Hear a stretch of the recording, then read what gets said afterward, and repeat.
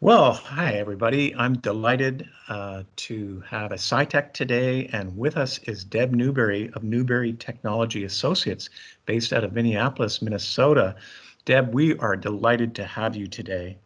He's very happy to be here. This is exciting. You have me talking about several of my favorite topics all at once, so I love it. Excellent.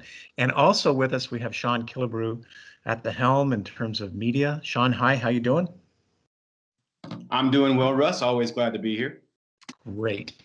Well, it's a brilliantly sunny day here in North Carolina, and I think spring is upon us. So we're really excited today because Deb has taken the time. She is a co-investigator of a grant of ours called Beta Skills, which stands for Biomedical Emerging Technology Applications.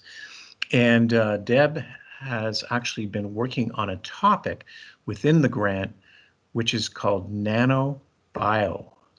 And what that is nanotechnology and biotechnology and its confluence. And it leads to great things.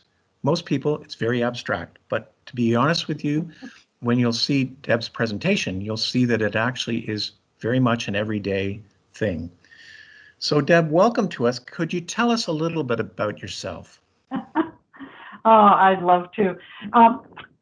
My dad was in the Air Force until I was in high school, so we traveled all over. And actually, when I was in second grade, I told my parents I wanted to be a scientist. And I was very blessed because they supported that vision that I had. And so I got the microscopes and the chemistry sets and the telescopes, burnt holes in Air Force wooden housing floors, and did a few things that maybe I shouldn't have. But science has always been an interest for me. In fact, when I started going to college, I couldn't quite decide if I wanted to do physics or chemical engineering, or I was actually a pre-med student for a while. So there is a little bit of biology back through the history of my background.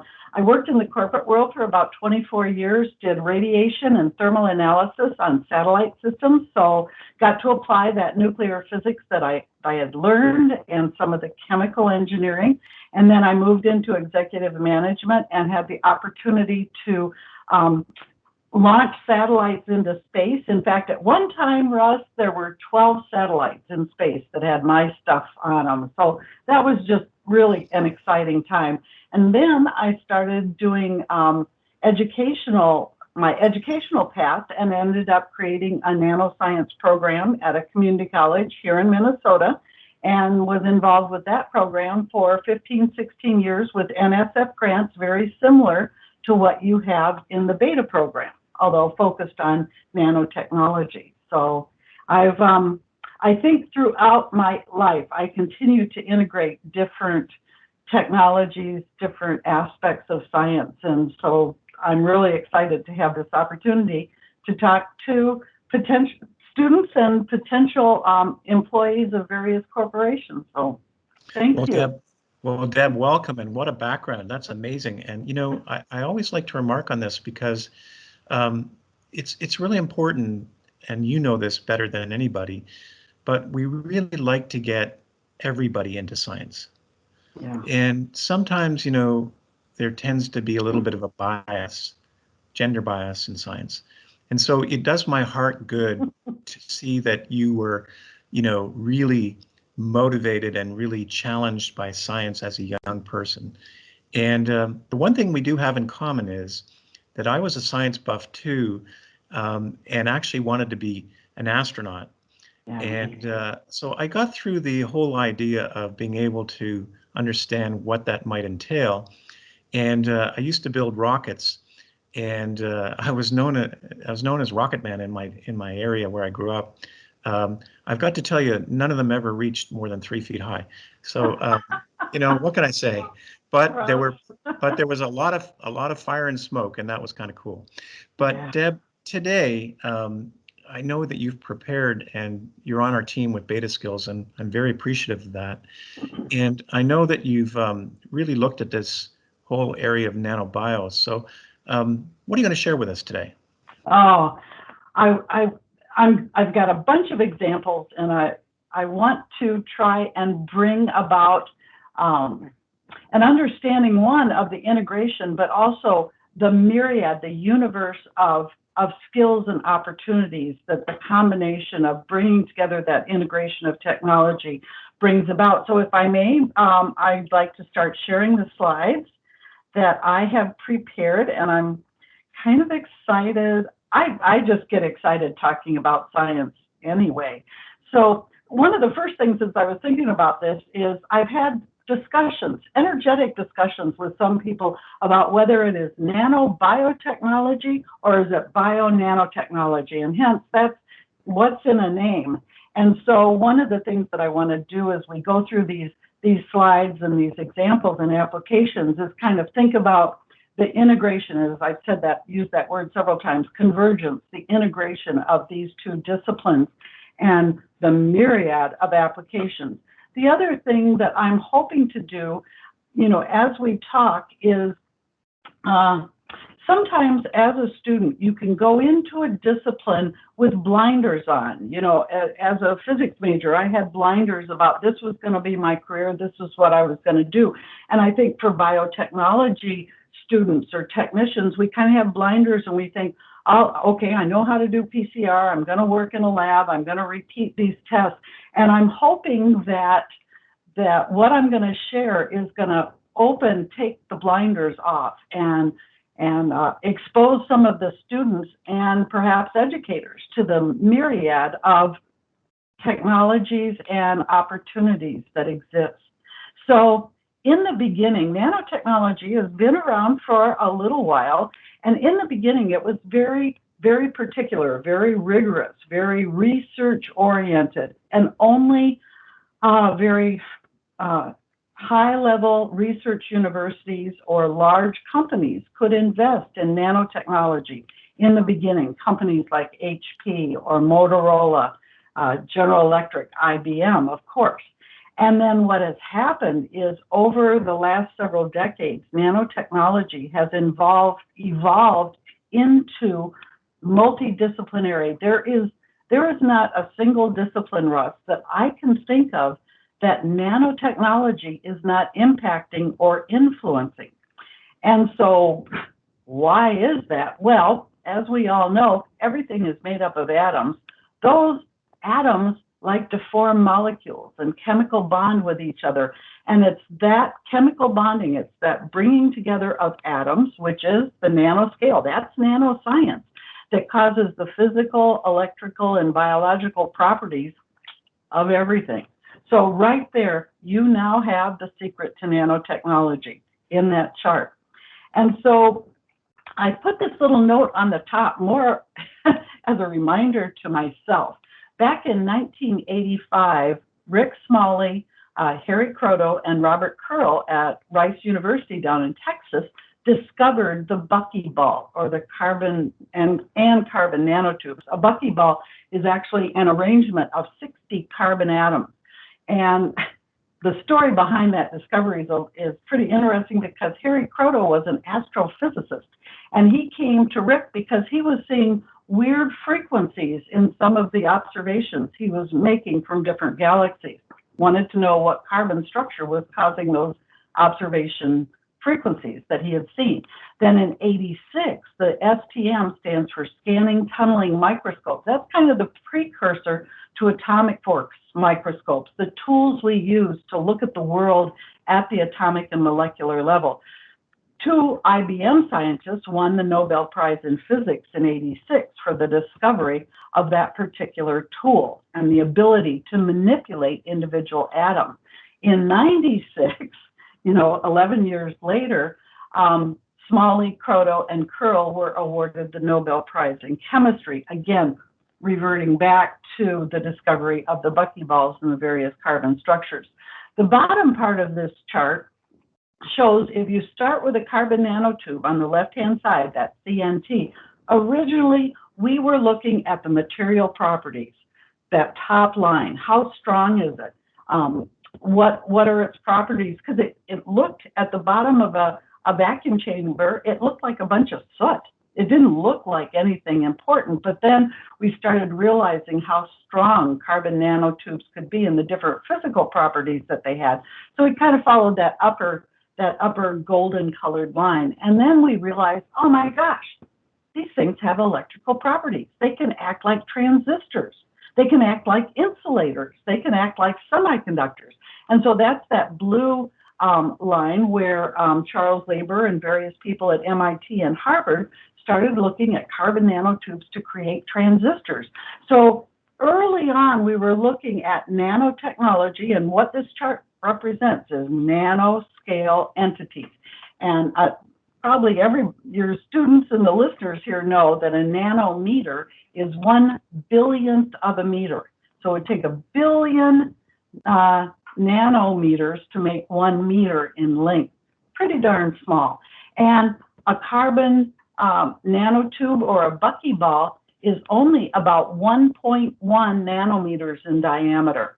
So we're talking about very small things. Hydrogen atoms are just 1/10 of a nanometer in diameter.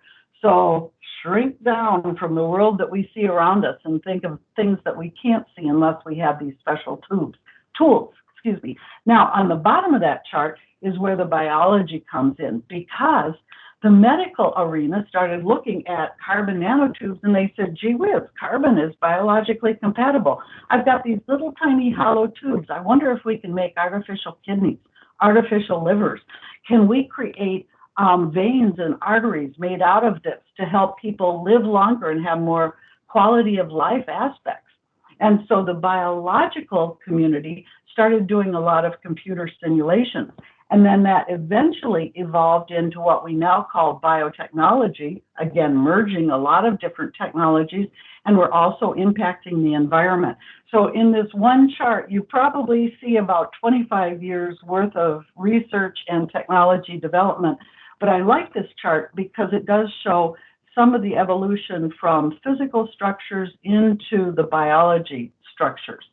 And from the National Nanotechnology Initiative standpoint, we started out under nanotechnology research directions, that early textbook or book in 1999, just going, oh my gosh, how do we study it? How do we explain it? What are its properties of materials at the nanoscale? If I take 13 silver atoms, do they act differently than 13,000 atoms of silver? The answer is yes, but it was that excitement. And then we moved into different research directions. You can see the 2010, that middle one. Finally, the thing that's important for the biotechnology aspect, that arena, is we started to acknowledge that there was a convergence between nanotechnology, information technology, the cognitive sciences, and biotechnology. And I know I'm being a little bit presumptuous. I keep saying we. I started doing nanotechnology in probably 1988. In fact, it was kind of interesting. Rick Smalley and Harry Croto were both friends of mine. We at least sent Christmas cards and emails back and forth to each other. So I've been doing nanotechnology for quite a while, and I've had the opportunity to watch the evolution of nanotechnology into exactly what is shown on this chart.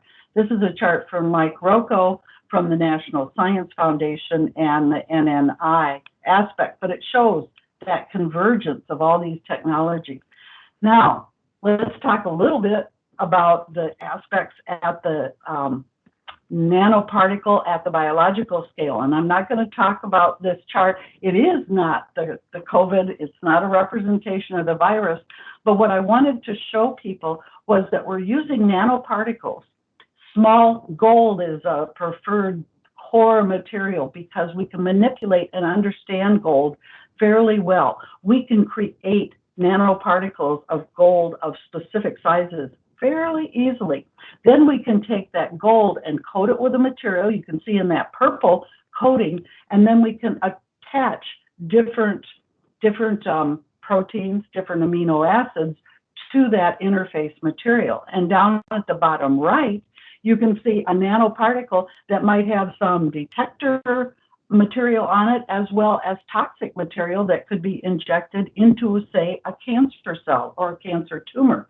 And so it would detect the unhealthy, the cancer cells, perhaps, for example, and also apply a drug or a toxic material to kill or destroy that cancer cell. That's one of the beauties of nanotechnology. We can manipulate drugs to a very fine manner.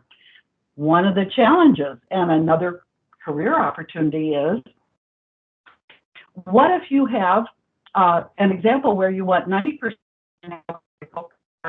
by the detection material to find that unhealthy cell and 40% with that toxic material? Well, let's see. How do I measure the quality of each nanoparticle?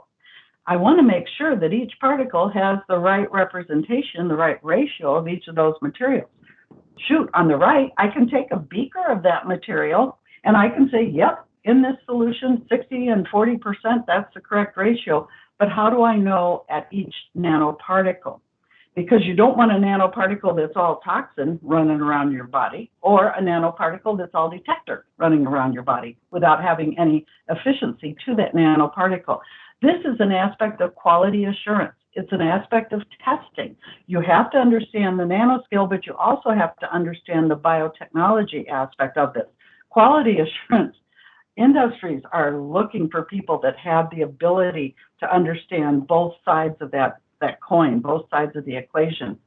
Another example, this is a favorite one of mine, fairly recent. This is a company in Israel that is building microneedles. This is actually a very small array. I kind of call it a bed of nails. It's not quite nails, but microneedles. And the approach here is I can take a Band-Aid or a piece of this material that has the micro needles in it, cover it with the vaccine, and then just put that patch on my skin. I don't have to get an injection. I just put that patch on my skin. Those microneedles are small enough that they can penetrate the surface of the skin and deposit the vaccine into the skin, underneath the skin, rather than an actual injection for the vaccine. Sounds really like a neat idea, and for those of us that might not like needles and injections, it might be a good alternative. Now, think about what kinds of disciplines are involved in creating this device and bringing it into a product. What material do I make it out of? Will that material interact with the vaccine and keep the vaccine viable rather than making it ineffective as a vaccine? How do I make these things? How can I make something? What's the manufacturing procedure? Coverage of the drug over the surface. I'm getting back into the quality assurance aspects. How do I store this? Do I put the vaccine on that, or is the array of microneedles and then apply the vaccine? How effective is it going to be over time? Can I store it? Each one of those things are aspects that have to be addressed, that have to be discussed, and include multiple disciplines to indeed cover and answer those questions, not ask and answer the questions.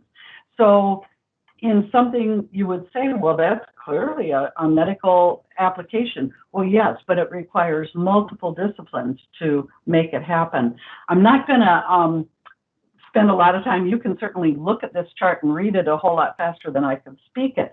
But I wanted to make a point that this is from a very recent, a 2020 research paper. The reference is down at the bottom, but just looking at how making scaffolding type materials out of a biocompatible material. It's not out of plastic. It's not out of carbon nanotubes even, but making it out of proteins and amino acids. We tried making scaffolds out of DNA, which would make a lot of sense because it's biologically compatible, but DNA scaffolds did not have the physical properties. They, oh boy, they were wimpy scaffolds. They didn't hold up. They didn't have the physical properties that you want for a scaffold that's perhaps going to help bone cells grow together faster or help scar tissue in a heart heal faster. All the different applications for bioscaled, nanoscaled scaffolds in a biological environment. Again, think about disciplines that are required to make any of these things happen. It's a whole lot more than just nanotechnology, and it's a whole lot more than just biotechnology. It's the ability to combine the two of them. Okay, here, microfluidics has actually been around for quite a while. Microfluidics, George Whitesides at Harvard University started doing microfluidics, probably at least 15 years ago. But here is an example out of, again, I tried to choose recent representations of research, but folks are looking at microfluidics. And this cut and pasted, this text here is not mine. I cut and pasted it out of the article that I referenced here. But I liked the bottom paragraph that the technology proves to be very suitable for the definition of test structures used in biological research. So think about, what does it take to be able to make a biofluidic or a microfluidic device? You've got to consider the material. You've got to consider the manufacturability of the material. How do we form those very narrow channels? We've got to make sure that the material is not going to adversely impact the chemical reaction or the biological material that we're putting through those microfluidic channels. I'll slow down a little bit here. Is compatible. And so there's a lot of questions, and it's a whole lot more than just knowing the constituents of blood or how to do reagent tests or that type of thing. And there's multiple disciplines involved. This is just an image of one of the early microfluidic devices that was manufactured in George Whiteside's lab. And the aspect here that I just want to keep reminding us of, we talk about nanotechnology, but gee whiz, even when we make these things very, very small, we still need to connect to them. And so here you can see a very small microfluidic device, but we still have to connect the hoses or the tubes to inject fluids into the device. And the plan has always been, gee whiz, if we could do a lab on a chip, it's going to be much more cost effective. We won't need as many chemicals. The reactions can happen faster. And so that was kind of the original intent of a lot of these microfluidic devices. And then kind of started looking about, well, can I put the actual lab bench material on a chip and hook it up to a computer? And then finally, can I put the chip in a box with the computer and do that activity? So again, thinking about microfluidic applications, as the title of this journal article states, again, this is November of 2020, so fairly new.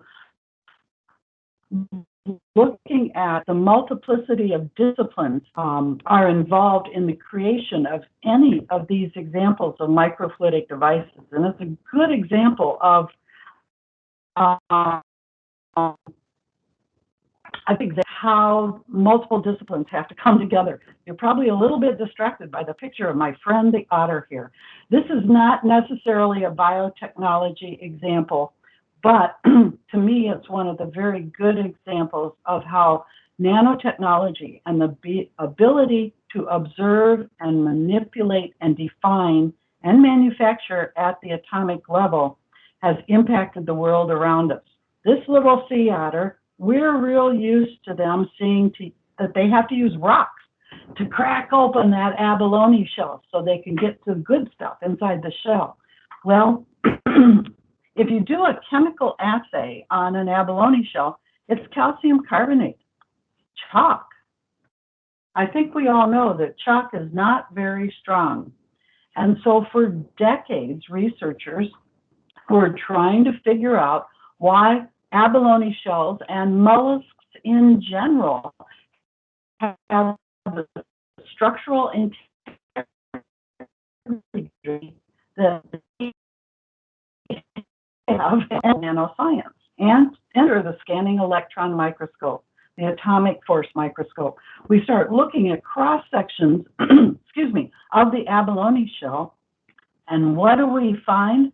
Right now, researchers have pretty much determined that there are 7 architectural features in the way that that abalone shell is designed. And you can see in this image here the different layers of that shell and how that calcium carbonate, that soft material, is arranged is the very thing that contributes to its strength. So again, this is an example of looking at how nature does something, realizing, studying, investigating, and understanding the mechanism. And then what we're going to do is apply it. This is a scanning electron microscope image of 3 of those layers in that abalone shell. And what we're doing, the military, is looking at multiple applications, multiple careers to protect people that doesn't weigh 60 or 70 pounds. My son-in-law is in the Marines, and I've lifted up his bulletproof vest, and it's heavy. It's a whole lot more than I can easily lift, and there's no way I would want to be marching with that. But using the architectural features that we've learned in the abalone shell, the military is now applying those structures to a much bulletproof vest. Also, researchers in Japan are looking at these architectural structures to determine if that structure can help create more earthquake-proof buildings. So go that way too. Finally, this is one of my favorite examples, and it relates again to the biotechnology. This is the glasswing butterfly shown on the right side of this image. And that glasswing butterfly, as you can see because of its names, has transparent wings. For a long time, we did not understand, we couldn't explain why the wings were transparent. Well, using the tools of nanotechnology, atomic force microscopes, and entomology studies, we were able to deduce and understand the protein structure that created the transparent wings in this butterfly.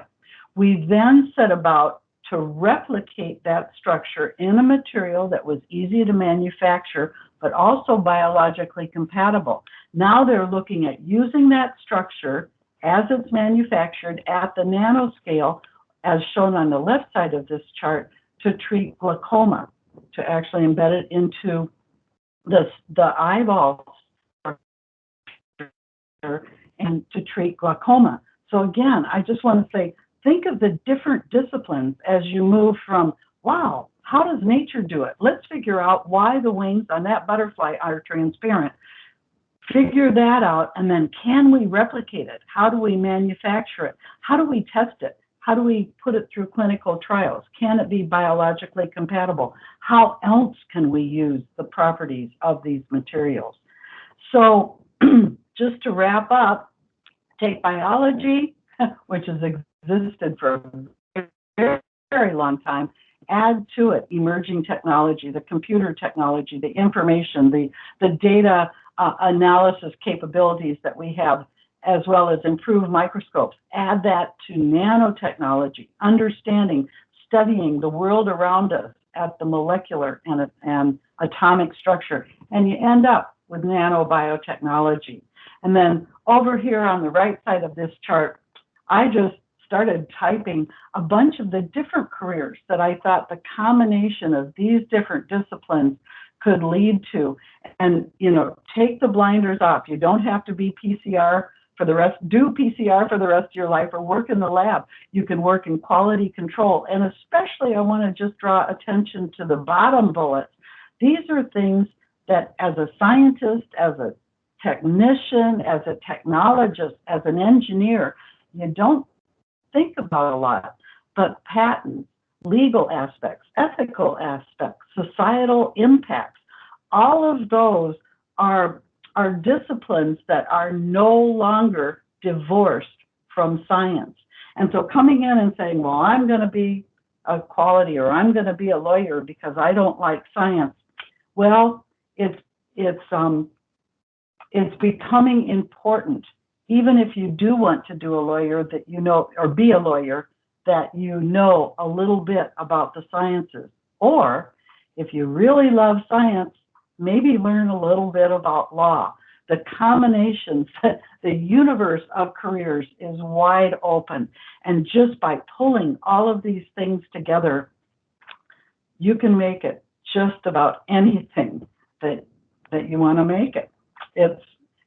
It really is amazing. It's a good thing I'm not in college now, because I'd probably never graduate, because I'd keep taking classes, keep trying to learn stuff.